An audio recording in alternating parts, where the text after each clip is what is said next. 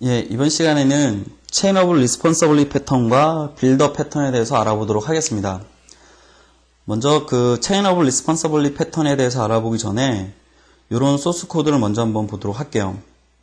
제가 간혹 개발자들이 만들어 놓은 소스 코드를 가지고 리팩토링을 하게 되는 그런 경우가 있는데, 그럴 때 가장 솔직히 좀 좋아하지 않는 소스 코드 개발 유형이 이런 것들이죠. 어떤 메소드가 있고 그 메소드의 파라미터로 값이 하나가 들어와요. 스트링에 값이 하나 들어오게 돼요. 그래서 이 스트링 가지고 무언가 이제 작업을 한다라는 거죠. 뭐 각자 어떤 로직을 펼치긴 할 텐데, 근데 이제 이 작업을 하기 위해서는 뭐가 돼야 되냐면 얘가 널이 되어서는 안 된다라는 거예요. 그래서 널이 아니면 무언가 작업을 하겠다라는 거죠. 그럼 과연 이런 소스 코드가 올바른 것인가 라는 거죠. 물론 이제 실행되는 데는 뭐 문제는 없어요. 원하는 결과도 정상적으로 나오게 되고. 근데 과연 이런 것이 올바른 케이스인가 라는 거죠. 우리가 대체적으로 개발하다 보면 어떤 나름 세심한 배려일 수도 있어요. 널이 아닌지를 체크해서 입세션이 나는 걸 방지하기 위한 어떤 나름의 세심한 배려일 수도 있지만 그 배려가 독이 될 수도 있다는 거죠. 예를 들어서 이 메소드를 100번을 호출해서 갖다 쓰는데 100번 중에 단 한 번만이 널 값이 넘어온다 라고 생각을 해보죠.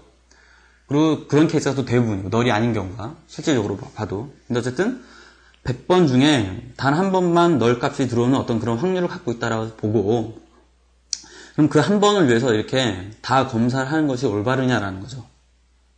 올바르지 않다라고 하는 것이 저희 답이고, 그럼 이걸 처리하는 것이 어떻게 처리하는 것이 좋은가라는 거죠. 그러니까 이 값이 널인지 아닌지를 검사를 하는 것이 아니라 먼저 실행을 해보고, 그 다음에 널 값이 넘으면 입세션 나니까 여기서 핸들링이 되겠죠. 이렇게 처리하는 게 훨씬 퍼포먼스에 빠르다라는 거죠. 이런 것들이. 먼저 실행을 해보고 입세션이 나면 자바에서는 입세션 핸들링이라는 아주 훌륭한 아키텍처가 있기 때문에 그걸 이용해서 뭔가 필요한 걸 조치를 취하면 돼요. 이게 사실상 처리하는 속도는 훨씬 빠릅니다. 물론 둘 다 눈 깜짝할 새지만 이런 것들이 누적되면 퍼포먼스의 차이는 나올 수는 있겠죠. 그래서 if문을 쓰는 것보다 쓰지 않고도 처리할 수 있다라는 거죠. 이런 식으로. 먼저 실행을 해보고 문제가 발생되면 뭔가를 처리를 해보겠다라는 거죠. 그래서 if문 사용에 대해서 뭔가 고민을 해보자라는 거죠, 우리가. 이 체인 오브 레스폰서빌리티는 이제 그런 측에서 나온 어떤 일종의 해법이다라고 보시면 돼요. 그래서 민원을 처리하고 싶은 사람이 있고, 이 사람이 자기 이 민원을 처리하기 위해서 구청에 가야 될지 시청에 가야 될지 아니면 그 상위에 어떤 관공서를 가야 될지 이 사람이 모른다라는 거죠, 지금. 그럼 이 사람이 어디를 가야 되는지 또 알 필요가 있을까라고 하는 거죠. 우리가 생각을 해볼 때, 이 사람 구청을 가야 될지 시청을 가야 될지 군청 아니면 그 위에 연방정부 같은 곳을 가야 될지 알도록 하기 위해서 적절한 처리를 하기 위해서는 그러면 if문을 써야 된다는 얘기예요, 우리가. 그래서 이것이 구청에서 처리할 수 있는 일이라면 어디를 가라. 그렇지 않고 구청이 처리할 수 있는 일이 아니고 만약에 시청에서 처리할 수 있는 일이면 여기로 가라. 이렇게 가야 되는 거죠. 시청에도 처리할 수 없는 일, 또 다른 else if가 필요하다라고 하면 if else인가요? 필요하면 어디론가 또 가야 되는 거죠. 이렇게 하는 것이 좋은 케이스인가라고 좀 의문을 가질 수 있다라는 거죠.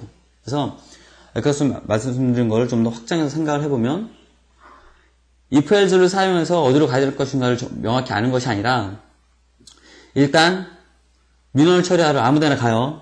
가서 얘한테 처리해달라고 요청을 하게 되는 거예요. 그럼 얘는 자기가 할 수 있는 일을 검사를 하는 것이 아니라 자기가 먼저 처리해보려고 시도를 해봐요.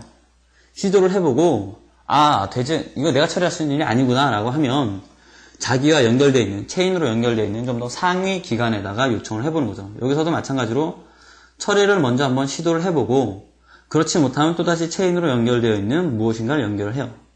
또 요청을 보내는 거죠. 이 사람의 입장은 자기가 처리를 실질적으로 이쪽에서 해결하는 일이다라고 해도 이쪽에 바로 가는 것이 아니라 자기에게 가까운 곳에 가는 거죠. 그럼 알아서 처리가 돼서 결과가 온다라는 거죠. 어디를 가야 되는지, 누가 처리해야 되는지 알 필요가 전혀 없다라는 얘기예요. 그럼 이들의 체인 관계를 연결할 때는 어떻게 연결하는 것이 좋으냐?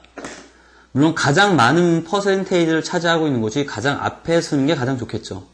그렇지 않으면 얘를 만약에 했다라고 하면은 가장 낮은 퍼센테이지를 갖고 있는 놈을 했다라고 하면 당연히 처리하지 못할 일이 많으니까 다른 누구한테는 또 넘겨야 되고 또 다른 누구한테 넘겨야 되기 때문에 퍼포먼스하고 응답 속도에는 차이가 날 수 있겠죠. 그렇기 때문에 이들을 상호간의 체인 관계로 연결시킬 때는 이런 퍼센테이지를 고려를 해서 맡기셔야 되고 이 세 개에서도 처리할 수 없는 일이 있다면 어떻게 해야 되는가 또 고민을 해보셔야 돼요. 그래서 체인 관계를 어떻게 가져가실 건가 또 고민을 해보셔야 됩니다.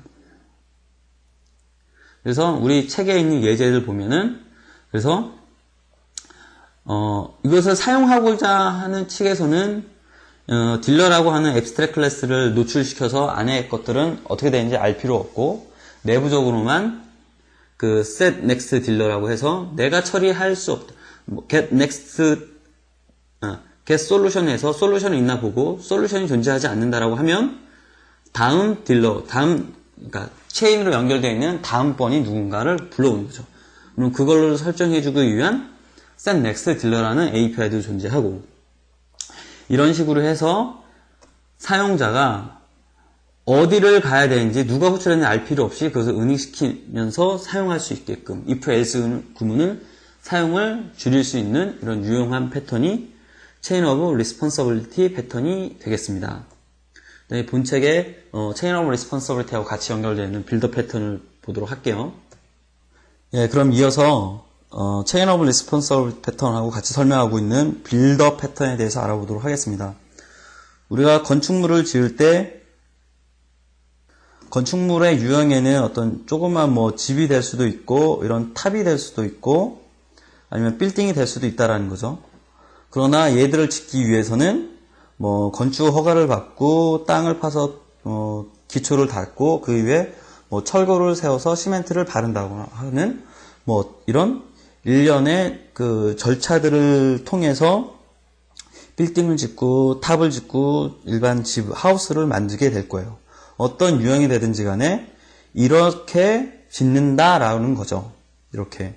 그래서 자기가 그걸 패턴으로 넘어와서 보게 되면 그래서 이렇게 각각의 그 짓고자 하는 것들을 앱스트랙 클래스로서 정의를 하고 실질적으로 자기가 짓고자 하는 건축물에 따라서 내가 빌딩이다, 탑이다, 집이다라고 하는 거 있어요. 이런 그 프로덕트 유형에 따라서 어차피 어떤 것이 되든지 간에 동일한 절차로 만들 거기 때문에 그래서 자기가 만들고자 하는 건축물의 유형에 따라서 API를 정의를 하는 거죠. 상속을 받아서.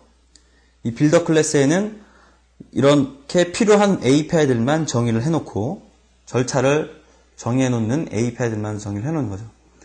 그래서 물론 디렉터로 호출하는 클라이언트가 따로 또 있겠지만은 디렉터는 컨스트럭터라는 메소드를 통해서 앱스트랙 클래스인 빌더를 이용해서 건축물을 짓게 되는 거죠. 그럼 얘의 입장에서는 건축물의 유형이 뭐가 되는지 상관없이 여기 나와 있는 API만 가지고 자기가 원하는 그 프로덕트를 얻어갈 수 있는 게 되는 거죠. 이런 이제 패턴이 빌더 패턴이 되겠습니다.